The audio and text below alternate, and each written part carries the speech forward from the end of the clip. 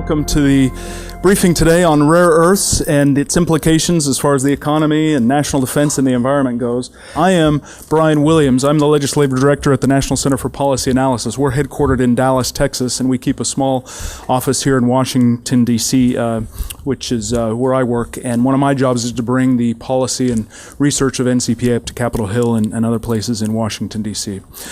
Let me just set the stage today briefly by going over just some quick background information to set the stage for some of our speakers. By now, everybody knows that rare earths are used in a variety of applications, from pharmaceuticals all the way to fertilizers. This is actually a familiar picture, or it ought to be to most of you, this picture of the Toyota Prius, and it includes an arrow of all the different applications of rare earths used in that particular automobile. We're familiar with the magnets and the batteries and all the material additives, the lighting, the communication systems, the defense systems, and so forth. All of that uses rare earths. Your iPhone that you have in your pocket right now has 9 different rare earths in it. And I just looked this one up. There's about a third of the battery industry is relying on rare earths. And they account for about $298 billion in revenue from downstream economic activity, 535,000 American jobs, and more than $33 billion in payroll. Those numbers come from our friends over at the American Chemistry Council. And as you might imagine, the world demand for rare earths is just only growing. Just even over the last a couple of years, it's been a skyrocketing exponential demand on rare earths. So even though the United States has a considerable supply of rare earths, we are largely dependent on China for these critical metals. The United States holds about 13% of the world's rare earths reserves. China, on the other hand, holds about 50% of the world's reserves, and China actually accounts for about 95% of all rare earths production. As you can see from the map here, about 91% of American imports actually come from China. Now at NCPA, we're a think tank, so we have the luxury of thinking and kind of living in an ideal world. And in our world, we agree with free trade. We agree with free trade among nations, and so we really have no problem with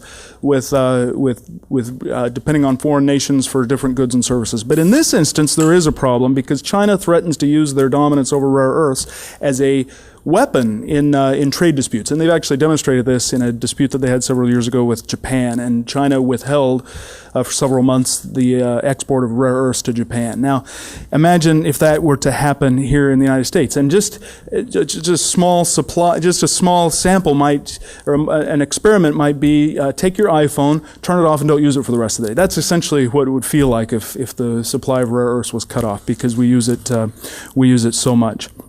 Now, the National Research Council of the National Academies developed this Criticality Matrix to measure exactly how important these rare earth minerals are to the U.S. economy. Criticality is a fancy word. It just measures, as you can see along the bottom here, the supply risk. As you move to the right, the supply, as it becomes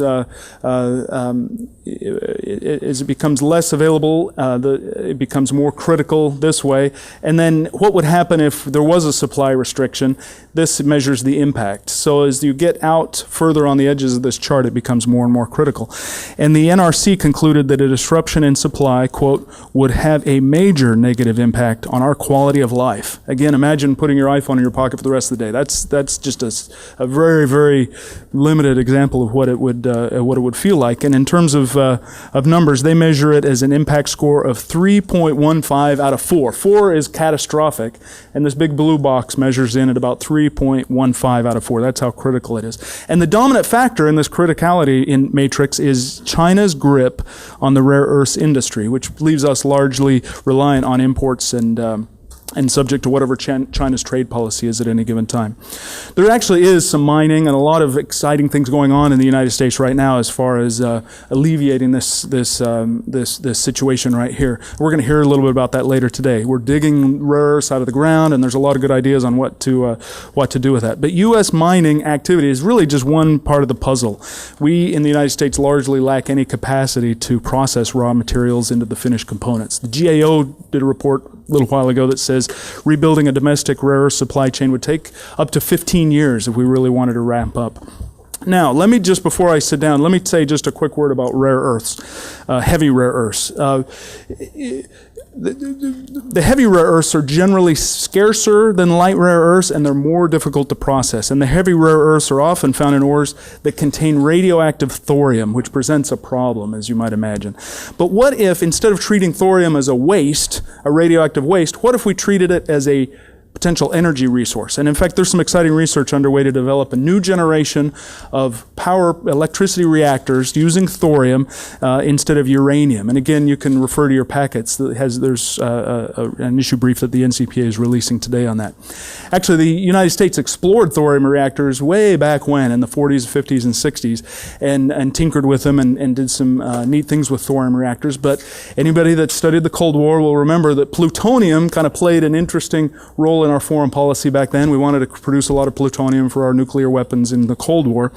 The situation has changed now, so all of a sudden thorium reactors, we ought to go back and look at those thorium reactors as a way to produce cheap and abundant electricity. There's some numbers in the packets that talk about kilowatts per hour and so forth. We think we could get it down to just a little over maybe 1.4, 1.5 cents a kilowatt hour using some of these thorium reactors.